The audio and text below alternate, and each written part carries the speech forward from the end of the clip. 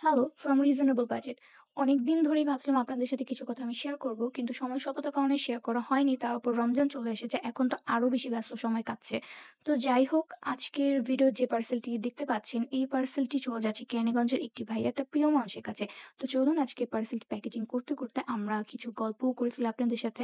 কিছুদিন আগে আমি আমার আম্মুর জন্য একটি ডার্ক সার্কেল ক্রিম অর্ডার করতে চাই। So dark circle cream order করার জন্য আমি ফেসবুকে যে পেজটির কথা এখন বলবো, ওই পেজটির নাম আমি মেনশন করবো না, কিন্তু ওই পেজের অর্ডার করার প্রসেসিং হচ্ছে, আপনি ওনাদের নাম্বারে কল দিবেন। ওনাদের মেসেজ দিলে ওনারা আপনার মেসেজের রেসপন্স করবে না। ওনারা ডাইরেক্ট বলবে যে আপনি নাম্বারে কল দেন, কল দিয়ে দেন হচ্ছে গিয়ে অর্ডার কনফার্ম করতে হবে। আর ফুল টাকা অ্যাডভান্স করে দেন হচ্ছে গিয়ে আপনি ১ মাস পর প্রোডাক্টটি হাতে পাবেন। এটি হচ্ছে গিয়ে ওনাদের পেজের মানে অর্ডার প্রসেসিং এর যে রুলস বা যাই বলেন সেটি।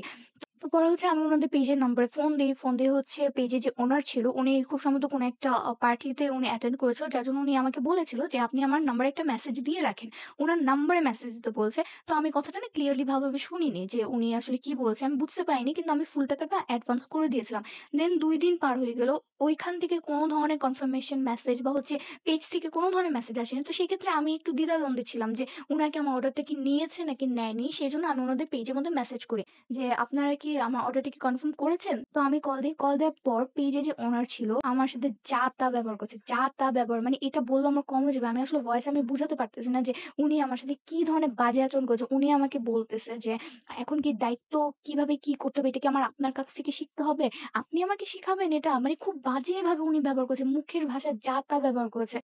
লোকেশন বললাম, লোকেশন বলার পর উনি আমাকে বলছে যে ডেলিভারি চার্জ হচ্ছে ৳১৫০। তারপর আমি বললাম যে, "আপু আমারটা তো ইনসাইড ঢাকাতে। তাহলে আমার ডেলিভারি চার্জ আমি এত টাকা কেন দিব? আমার তো ৳৮০ আসার কথা।" সে আমাকে খুব বিশ্রী ভাষায় সে আমাকে খুব ঝাড়ি দিয়ে সে আমাকে বলে যে, "আমার ইচ্ছা, আমি নিবো। আমি এখানে ৳১৫০ নিবো। এটা আমার ইচ্ছা। আমার মন চেয়েছে আমি এখানে ৳১৫০ ডেলিভারি চার্জ নিবো।"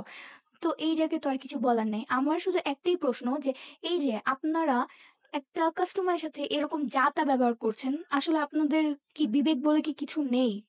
মানলাম আপনাদের পেজ অনেক বেশি হাইপড, আপনারা অনেক বেশি ফেমাস। আপনাদের পেজের হার্বাল যে প্রোডাক্ট গুলো আছে সেগুলো খুব ফেমাস ও অনেক ভালো কাজ করে। এজন্য কি আপনার কাস্টমারদের সাথে যাতা ব্যবহার করবেন? মানে কাস্টমারদেরকে কি মনে হয় ওরা কি কুকুর বিড়াল? আমি নিজেও পেজ চালাই, কিন্তু আমি কখনো আমার কাস্টমারদের সাথে কখনোই এই ধরনের আচরণ তো দূরের কথা। আমি কাস্টমারদের সাথে তর্কও জড়াতে চাই না। কিন্তু আমার প্রশ্ন হচ্ছে এটাই যে আপনাদের পেজ অনেক বেশি হাইপড, অনেক বেশি ফেমাস, অনেক লাইক, ফলো, রিচ সবকিছু আছে। এজন্য আপনার কাস্টমারদের সাথে যাতা ব্যবহার করবেন?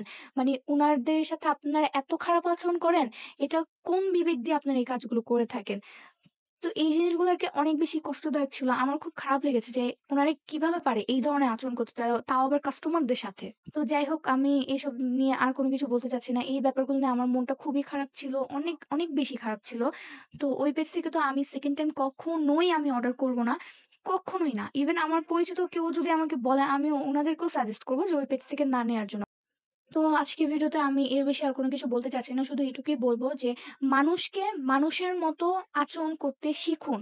যা তা ব্যবহার করবেন না। কারণ দিন শেষে আপনিও মানুষ, সেও মানুষ। আপনি একজন Facebook ওনার হয়ে একটা মানুষের চেয়ে অন্য কোনো রূপে রূপান্তরিত হচ্ছেন না। দিন শেষে কিন্তু আপনিও মানুষ, আমরাও মানুষ। তাই পেজ ছোট হোক আর বড় হোক, মানুষকে ভ্যালু দিতে শিখেন। আপনি যখন একজনকে ভ্যালু দিবেন, তখন তারাও আপনাকে সেই রকমই ফিডব্যাক দিবে। সো এই জিনিসগুলো বুঝা উচিত।